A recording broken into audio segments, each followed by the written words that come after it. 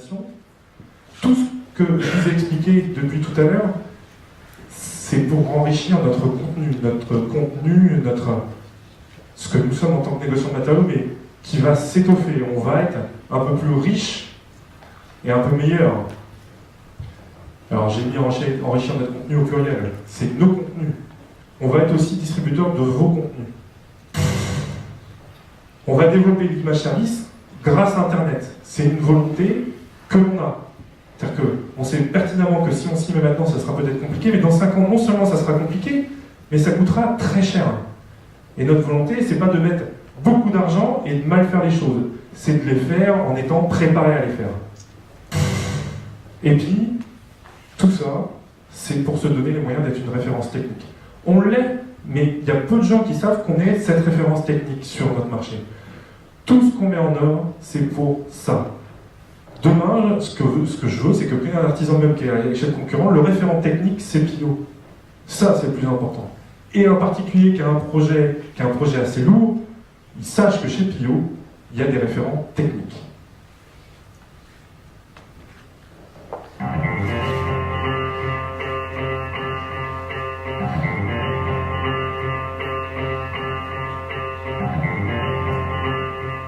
Alors forcément, tout ce que je vous ai dit, ça a des incidences sur l'ensemble de la chaîne de notre métier, et même sur ce qu'on est, alors à la fois sur ce qu'on est nous, mais même sur nos agences.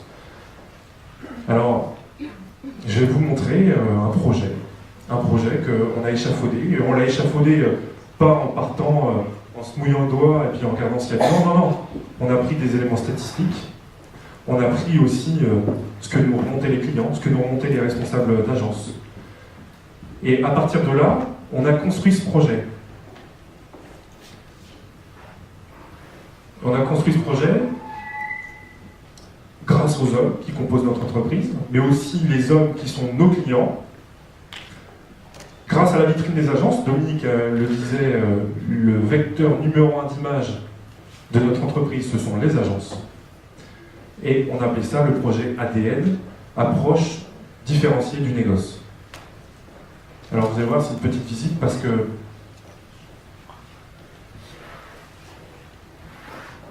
en fait, l'image que le négoce peut toujours continuer à juste reprendre des peintures, mettre des gondoles, changer le comptoir de place, je pense que ça, c'est pas comme ça qu'il faut envisager le futur. La réglementation thermique, l'Internet, tout un tas de choses font que notre métier va changer. Et on doit à la fois innover, mais en même temps se baser sur des remontées. En 10 ans, il y a 10 ans, un artisan il venait chez nous, il allait au comptoir, il disait je veux ça, ça et ça. On lui faisait le devis, il le signait et c'était parti. Maintenant, c'est plus du tout le cas. Puis alors avec RT 2010, ça sera encore pire. Maintenant, ils arrivent, ils donnent un plan, ils disent vas-y, tu me dis ce dont j'ai besoin. La dimension technique a complètement changé. Maintenant, on a besoin de savoir lire un plan et d'apporter cette réponse affirmée. On a besoin d'avoir un univers qui est un univers beaucoup plus séduisant et en même temps beaucoup plus technique et beaucoup plus différencié.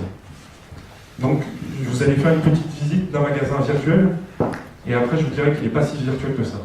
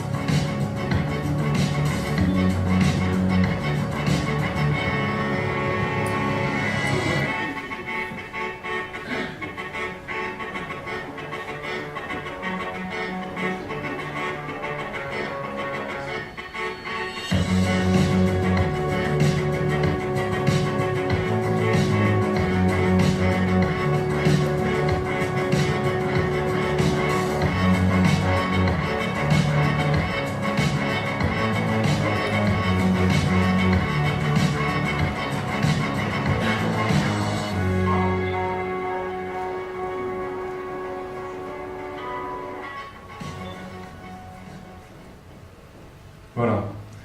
Donc, petite visite de comment on imagine, à plutôt court terme d'ailleurs, comment peut être un négoce. Alors, vous allez voir, je vais détailler, il y a 5 espaces clés. 5 espaces clés, et toute notre analyse Elle a été faite à partir de benchmark. On a été voir ce qui se faisait ailleurs de très bien. On a regardé les statistiques, on a écouté les remontées de nos collaborateurs et aussi des industriels, la réglementation thermique, des gens de l'ADEME, des gens du CSTB. Et tout ça, on l'a organisé autour de 5 espaces clés. Premier espace clé, l'espace magasin pro. Donc, comme le disait Dominique, on ne parle plus de libre-service. D'ailleurs, c'est une incohérence totale de parler de libre-service dans le négoce. Magasin pro. Actuellement, vous rentrez dans un magasin pro d'un négoce et il n'y a pas d'écart par rapport à un libre-service d'une GSB. Nous, on veut que quand les gens rentrent, ils identifient tout de suite un territoire relié par des marques. Deuxième espace, c'est l'espace maison technique, zone technique. Cet espace-là, il devient de plus en plus important. C'est la montre de ce qu'on est capable de réaliser pour un client artisan ou un prescripteur qui peut nous amener du monde d'un point de vue technique.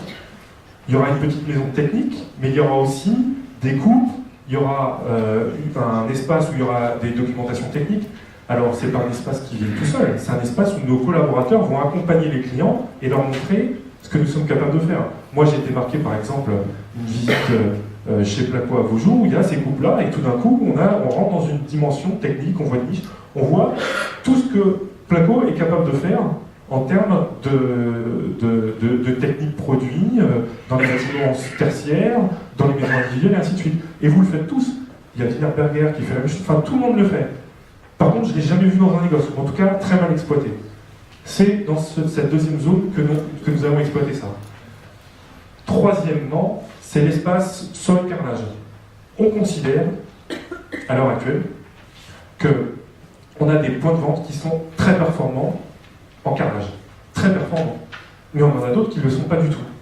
Et finalement, c'est comme si on s'arrêtait sur certains de nos négoces à une chaîne qui fait que finalement on n'en présente pas, alors que c'est un marché qui est relativement important et sur lequel on est bon.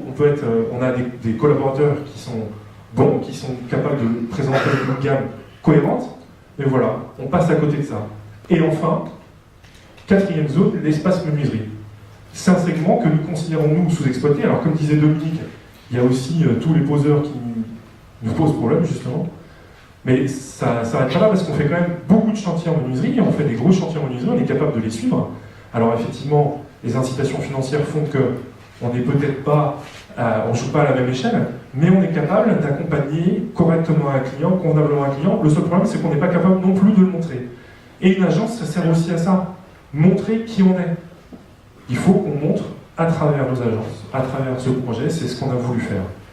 Mais le plus important des espaces, c'est celui-là. Il est central, il est vital pour les gosses. C'est l'espace accueil et conseil. Ici, on va enfin avoir des gens qui vont accueillir des professionnels, mais ils ne vont pas rester debout. On va mettre tout le monde à la même hauteur. Parce qu'actuellement, vous arrivez dans un négoce, vous avez la personne qui est au comptoir, qui se situe à peu près là, et puis vous avez un client qui est au-dessus du comptoir qui écoute ça. Donc le rapport de force, déjà, il n'est pas bon. On va équilibrer la relation commerciale qui est entre le client et nous au comptoir.